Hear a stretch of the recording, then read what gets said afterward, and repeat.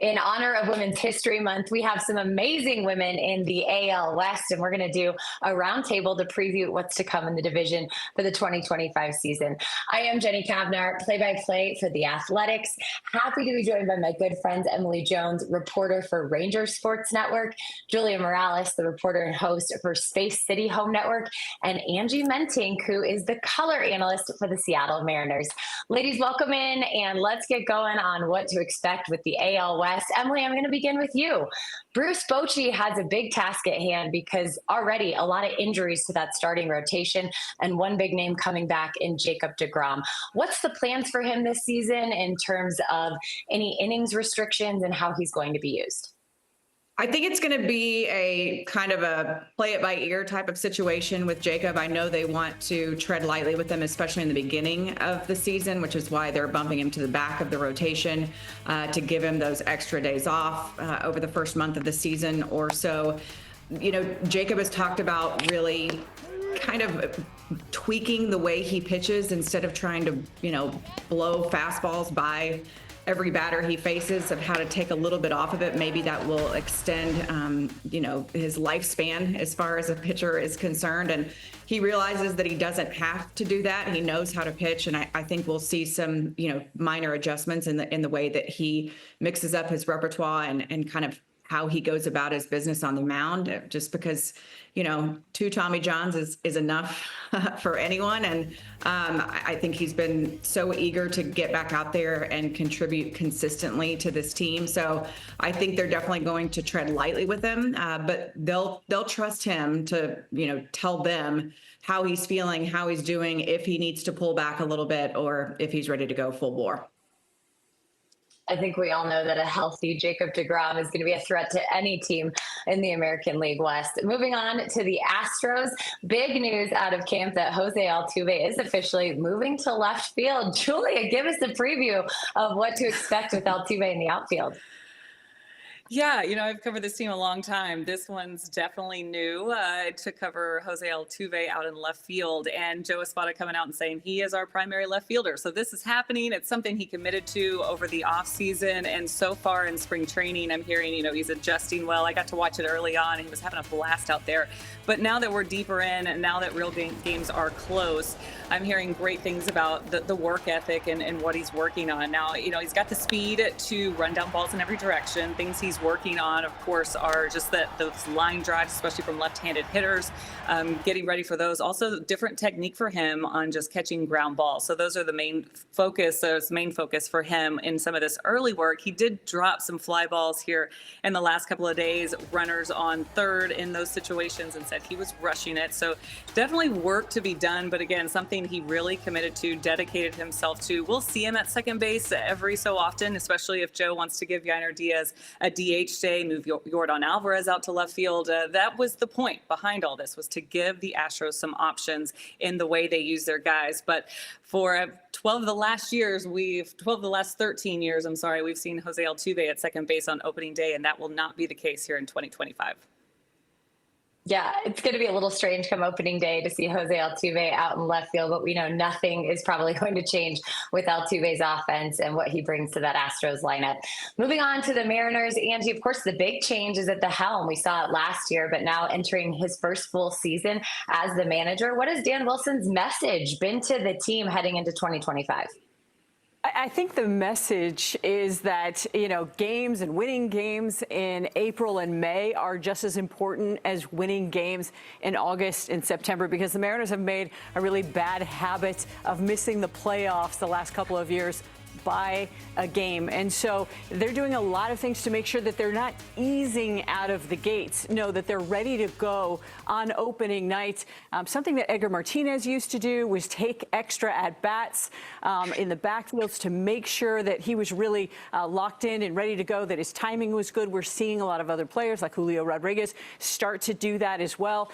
And I really kind of wondered, what Dan Wilson, the skipper, was going to be like, because Dan Wilson, what a jerk, said no one ever. He is the nicest guy in the entire world. So you kind of wondered, like, does he have enough fire to get this team going? And already you see an intensity. Yes, they are having fun, but there is an intensity that's very clear with Dan Wilson as the skipper.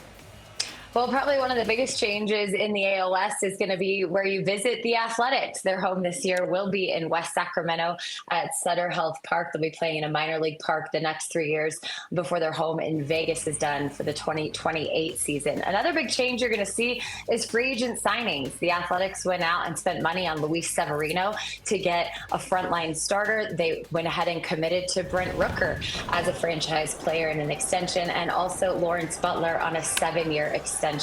The commitment signifies so much. It signifies a new era of this franchise, a franchise that began back in 1901 in Philadelphia, moved to Kansas City, onto Oakland. That chapter is officially done. And as they move forward, it's a commitment to players they want to build around as they eventually head towards Las Vegas. And so to see the excitement around a player like Luis Severino, what he's meant in camp, his presence, the way he carries himself, and then to be named the opening day starter, pretty cool to be a tone setter for what's to come for the green and gold.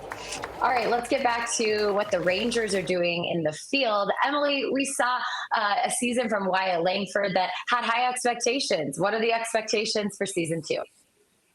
Yeah, I think he really started rounding into form the last 2 months of the season, and it took him a little while, which is to be expected for a rookie. And I think what we saw in the last couple months of the season is what everyone expected from the beginning. And I think those expectations might have played into things as far as the early season struggles are concerned. But he's got the power. He's got the speed. He's such a fun watch. Every at bat is so entertaining. He's got really great strike zone recognition, even though he tends to get hosed every once in a while, or actually more than every once in a while. His demeanor's fantastic. And so they really are expecting big things out of him, and they need someone in that lineup to kind of take some pressure off. So there's not so much on, Adolis Garcia, Corey Seager, to where you can kind of stretch the lineup and see that production and get that protection 1 through 9.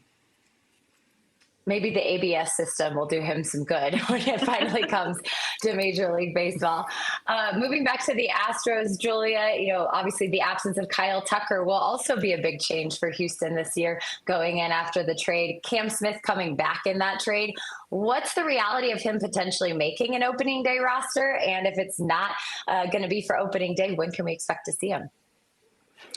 That's a great question, Jenny. Yeah, it's real. So get your notes going on a young kid if he's not there on opening day. It won't be long after. I mean, this kid coming in a big trade, like you said, Kyle Tucker, a big loss for the Astros. But quickly in spring training, Cam has become it's more of a hot topic in Houston, I should say, before I say household name.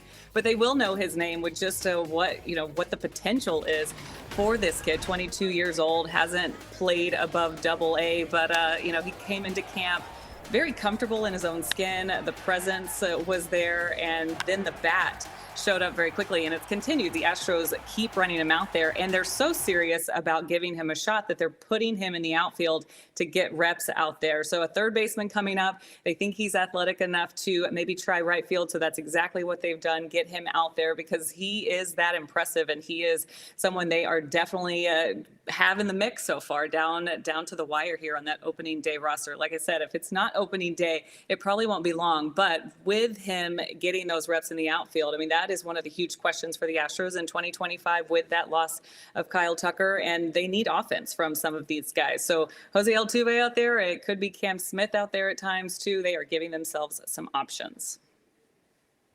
Oh, shocking. The Astros have a young, versatile player coming up. Can't wait to see how that one plays out. Also in shocking news, the Mariners have a ridiculous rotation once again. I think, Angie, the big question all offseason and obviously going into 2025 is, will their offense be supportive enough to get them those wins? You mentioned Edgar Martinez earlier. He's a name that highlights the coaching staff that will be responsible for that. What are your expectations going into this new era? Well, that's the thing. Their staff is so good, and because that pitching staff is so good, they're always going to be in games. but you saw an immediate impact at the end of last year with Edgar Martinez coming in and really that up the middle approach, really thinking about taking that fastball up the middle into opposite field and then being in a position to be able to hit the off speed to the pull side.